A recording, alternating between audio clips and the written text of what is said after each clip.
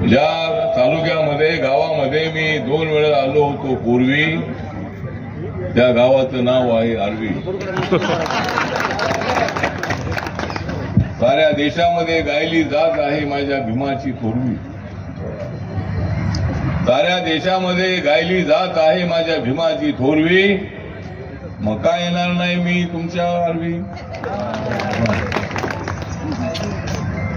या ठिकाणी सुमित वानखेडे त्यांचा माझा परिचय अनेक दिवसांपासूनचा आहे. माननीय देवेंद्र फडणवीस यांच्या तालमीमध्ये तयार झालेले ते आहे आणि आज आता ते आर्वीच्या तालमीमध्ये आलेले आहे. या ठिकाणी त्यांना विधानसभेला निवडून येण्याची संधी मिळाली. आपले केचे साहेब आहेत तिथं माझ्या बाजूला, ते बीजेपीचे अत्यंत ज्येष्ठ असणारे नेते आहेत. गेल्या अनेक वर्षांपासून या तालुक्यामध्ये त्यांचं अत्यंत चांगलं काम आहे आणि त्यांना विधान परिषदेवर संधी मिळालेली आहे. किती वर्षाची आहे संधी? आता 13 महिने. 13 महिने. 10 वर्षे विधानसभा. 10 वर्षे विधानसभा होती. 10 वर्ष आपण विधानसभेत होता. आता 13 महिने तुम्हाला मिळालेले आहे. पूर्वी अटल बिहारी वाजपेयी यांना सुद्धा ते 13 महिने मिळाले होते अगोदर, नंतर 5 वर्ष मिळाली होती. तुम्हाला सुद्धा 13 महिन्यानंतर 6 वर्ष मिळतील. देवेंद्र फडणवीस अत्यंत चाणाक्ष असणारे असे नेते आहेत. महाराष्ट्राच्या मुख्यमंत्री पदावर 2 वेळेला त्यांना संधी मिळालेली आहे. 2014 ते 19च्या काळामध्ये ते महाराष्ट्राचे मुख्यमंत्री होते. सुमित हा त्यांच्यासोबत असायचा, अत्यंत ऍक्टिव्ह असणारा तरुण आहे आणि सुमितला या ठिकाणी विधानसभेवर जाण्याची संधी मिळाली. केचे साहेबांनी मोठं मन दाखवलं आणि त्यांच्या प्रयत्नांनी, त्यांच्या सहकार्याने, आपल्या सगळ्यांच्या सहकार्याने सुमित वानखेडे या ठिकाणी निवडून आलेले आहेत. आर्वीचा कायापालट करण्यासाठी, या देशाचं जे डेव्हलपमेंट आहे ते डेव्हलपमेंट करण्यासाठी माननीय नरेंद्र मोदींच्या नेतृत्वाखाली सगळ्या देशभरामध्ये घोडदौड सुरू आहे. जो रिपब्लिकन पार्टी ऑफ इंडिया पक्ष आहे, हा पक्ष नॅशनल डेमोक्रेटिक अलायन्समध्ये आहे, एनडीएमध्ये आहे आणि माझ्या पक्षाचा देशामध्ये एक सुद्धा खासदार नसताना मला 3 वेळेला नरेंद्र मोदींच्या मंत्रिमंडळामध्ये मंत्री बनण्याची संधी मिळालेली आहे.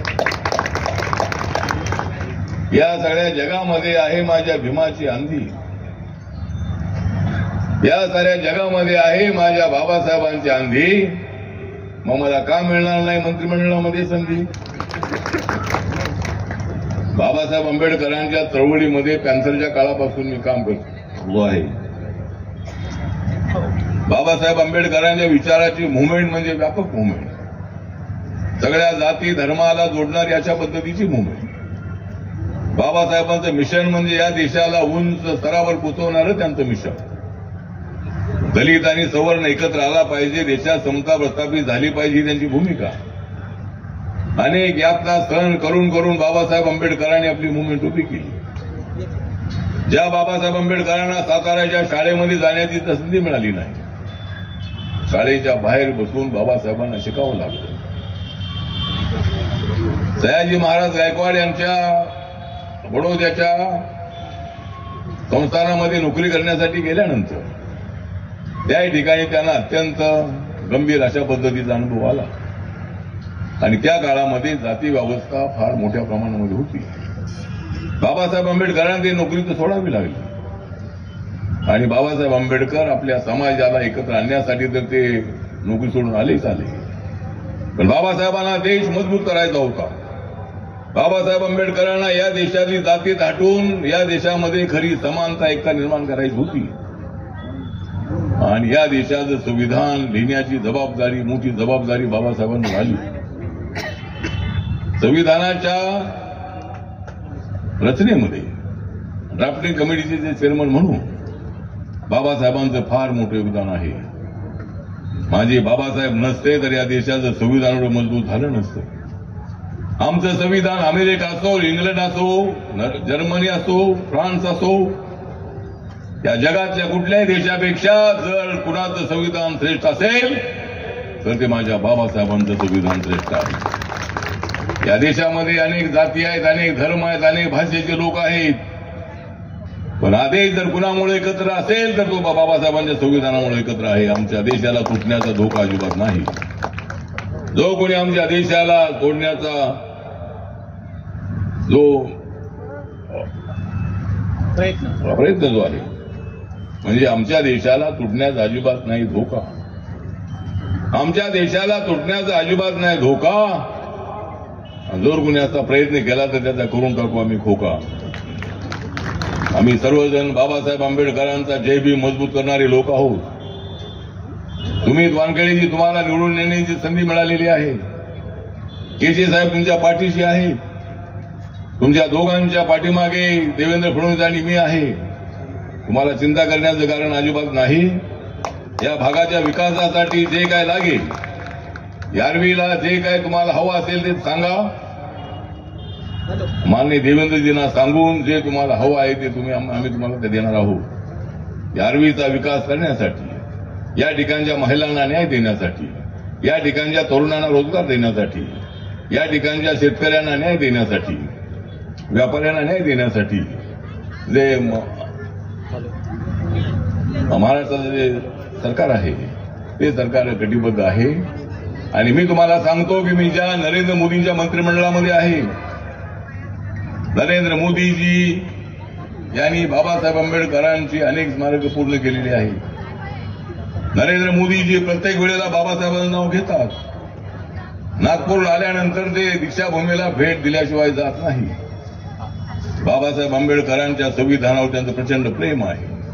26 नोव्हेंबर हा जो संविधान दिवस आहे तो दिवस साऱ्या देशामध्ये पाळण्याचा आदेश त्यांनी दिला. आणि या साऱ्या देशामध्ये संविधान दिवस पाळला जातोय. 26 नोव्हेंबर 1949ला बाबासाहेब आंबेडकरांनी संविधानाचा ड्राफ्ट राजेंद्र प्रसाद पंडित जवाहरलाल नेहरू यांना दिला होता. त्यावेळेला त्यांच्या तोंडातून उद्गार निघाले होते, डॉक्टर B.R. आंबेडकर आप ही संविधान के सही शिल्पकार है. आणि अशा पद्धतीनं या ठिकाणी आपण सर्वजण आपण या जयंती सोहळ्यासाठी आलेले आहात. आपल्या सगळ्यांचा आग्रह होता की मी या ठिकाणी आलं पाहिजे. मला दिल्लीलाही जायचं आहे. मला उद्या सकाळी 11 वाजता मिटिंग आहे आणि आपल्या सगळ्यांची इच्छा होती की मी आर्मीमध्ये आलं पाहिजे आणि त्यासाठी आज या ठिकाणी मी आलेलो आहे. मी बाबासाहेब आंबेडकरांचा म्हणजे माझ्या गळ्यामध्ये नेहमीच असतो निळ्या रंगाचा सेला. माझ्या गळ्यामध्ये नेहमीच असतो निळ्या रंगाचा सेला. म्हणून मी आहे माझ्या भीमाचा सच्चा चेला. बाबासाहेब आंबेडकरांचा चेला म्हणून माझं काम चालू आहे. कुणी माझ्यावर टीका करत असेल, मी तिकडे गेलो इकडे गेलो, पण मी गेलेलो आहे त्या ठिकाणी योग्य ठिकाणी गेलेलो आहे. आणि जोपर्यंत मोदीजी खंबीर आहे तोपर्यंत मी तिथेच राहणार आहे. नंतर विचार करू. नंतर विचाराचा विषय नाही. आमची नॅशनल डेमोक्रेटिक अलायन्स अत्यंत स्ट्रॉंग आहे. नरेंद्र मोदींच्या नेतृत्वाखाली त्यांना हरवण्याचा प्रयत्न झाला आहे. पण काँग्रेसच्या काळामध्ये बाबासाहेबांची स्मारकं पूर्ण झाली नाही. अनेक वेळा त्यांना मी भेटलो पण त्यांनी काही माझं ऐकलं नाही. पण आता मुंबईला एक भव्य दिव्य अशा पद्धतीचं बाबासाहेबांचं स्मारक उभं राहत आहे. 350 फुटाचा पुतळा आणि 100 फुटाचं फाउंडेशन असा 450 फुटाचा उंच पुतळा या देशामध्ये सरदार वल्लभभाई पटेल यांचा सर्वात उंच पुतळा आहे. त्यानंतर जर कोणाचा दुसरा पुतळा उंच असेल तर तो मुंबईमध्ये दादरमध्ये चैतभूमीच्या बाजूला बसणारा बाबासाहेब आंबेडकरांचा पुतळा आहे. 350 फुटाचा पुतळा. आणि हा जो पुतळा मी काल न्यूयॉर्कमध्ये होतो, तो 2 दिवसापूर्वी मी आलो आणि मला बाबासाहेब आंबेडकरांच्या जयंतीसाठी युनायटेड नेशन मधून मला त्या ठिकाणी बोलावलं होतं. त्या ठिकाणी इंडियन कौन्सिलेट आहे, त्या ठिकाणी सुद्धा बाबासाहेबांची जयंती साजरी करण्यात आली. आणि अमेरिकेमध्ये 14 एप्रिलला पहिल्यांदाच मला जाण्याची संधी मिळाली. बाबासाहेब ज्या कोलंबिया विद्यापीठामध्ये शिकले त्या ठिकाणी लेहमन लायब्ररी आहे. त्या लायब्ररीमध्ये एकट्या बाबासाहेब आंबेडकरांचा पुतळा आहे. लाखो विद्यार्थी शिकले पण एकट्या माझ्या बाबांचा पुतळा त्या ठिकाणी आहे. आणि ज्या